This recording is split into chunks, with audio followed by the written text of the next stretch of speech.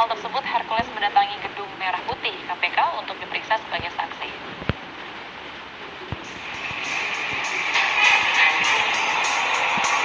Rosario de Marsal atau yang lebih dikenal dengan Hercules menyambangi KPK pada Kamis pagi. Dirinya datang ditemani 2 orang dari tim kuasa hukumnya guna memenuhi panggilan penyidik KPK untuk diperiksa sebagai saksi dalam kasus dugaan suap penanganan perkara di Mahkamah Agung.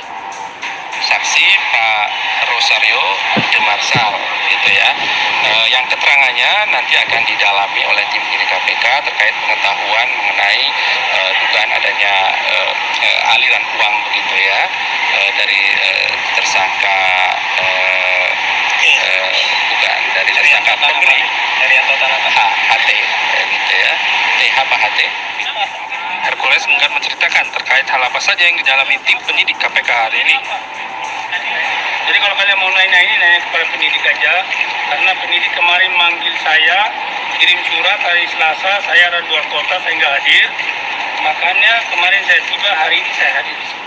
Sebelumnya KPK telah menetapkan 13 orang tersangka terkait kasus dugaan suap pengurusan perkara di Mahkamah Agung, di antaranya Hakim Agung nonaktif Sudrajat Dimyati dan Ghazalba Saleh.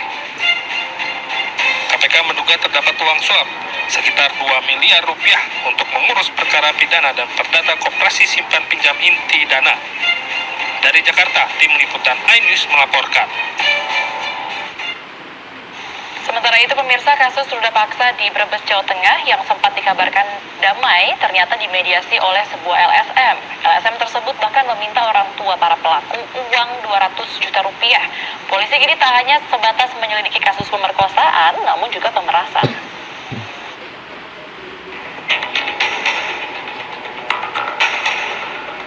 Terbongkarnya kasus pemerasan di balik kasus pemerkosaan di Brebes, Jawa Tengah diungkapkan salah satu orang tua pelaku. Dengan meminta uang 200 juta rupiah, LSM itu menjanjikan kasus pemerkosaan berakhir damai. Namun karena tidak mampu membayar, akhirnya uang damai terkumpul dan dibayarkan sebesar 70 juta rupiah. Ironisnya, uang hasil pemerasan itu diserahkan oknum LSM kepada orang tua korban hanya 32 juta rupiah, dan polisi kini tengah menyelidiki LSM itu. Sempat ada mediasi untuk lakukan upaya damai ya antara kedua belah pihak. Di sini perlu saya garis bawahi bahwa mediasi damai tersebut tidaklah melibatkan pihak kepolisian, baik dari Polsek maupun Polres, seperti itu ya. Untuk peristiwa tersebut juga kami saat ini tengah melakukan upaya penyelidikan ya, berdasarkan laporan polisi yang masuk ke Satreskrim Polres Brebes tentang adanya dugaan tindak pidana pemerasan dan penipuan di dalamnya. Kasus kekerasan seksual berujung damai pun dikecam sejumlah pihak. Juru bicara nasional Partai Perindo Ike Suharjo meminta pemerintah bertindak tegas sehingga bisa memberikan efek jera. Saya harap tidak hanya hukuman pidana yang seberat-berat mungkin, namun juga pelaku ini harus diberikan rehabilitasi mental agar tidak melakukan kembali perbuatannya seperti yang melanggar atau melakukan kekerasan seksual. Nah, bila perlu begini, undang-undang atau peraturan pemerintah nomor 70 tahun 2020 yang sudah ditekan oleh Presiden Jokowi tentang bagaimana tata cara pelaksanaan kebiri kimia atau mengumumkan, ya kan, mempublikasikan siapa pelaku dari kekerasan seksual ini harus digencarkan kembali loh. Sebelumnya nasib tragis menimpa seorang gadis 15 tahun warga Kecamatan Tanjung, Kabupaten Brebes, Jawa Tengah. Ia diperkosa 6 pemuda yang merupakan tetangganya sendiri di sebuah rumah kosong setelah dicekoki minuman keras pada akhir tahun lalu. Tim liputan iNews melaporkan.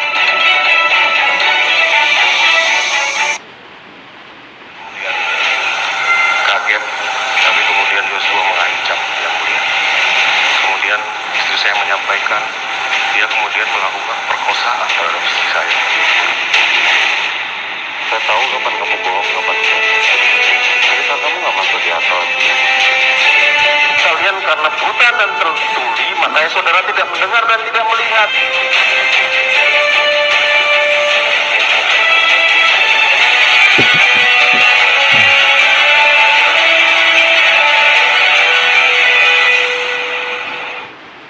Pemirsa, pengendara gereja Jakarta Selatan kembali menggelar sidang kasus perintangan penyidikan pembunuhan Brigadir Yosua dengan terdakwa Hendra Kurniawan dan Agus Nurpatria.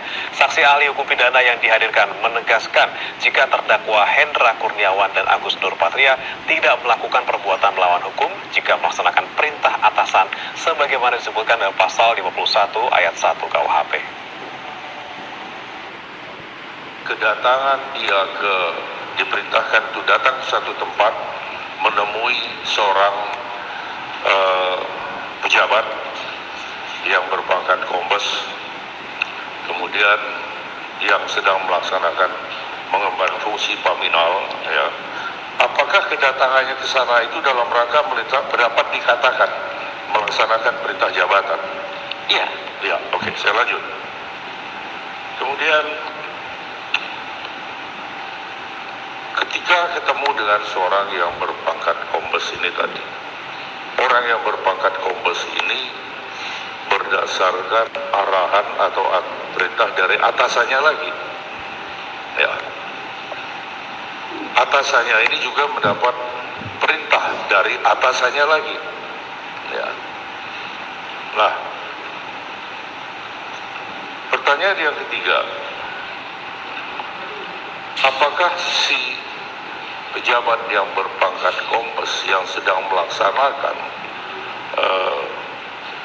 atau sedang mengemban fungsi paminal yang tadi saya katakan sedang memiliki kewenangan untuk mengamankan,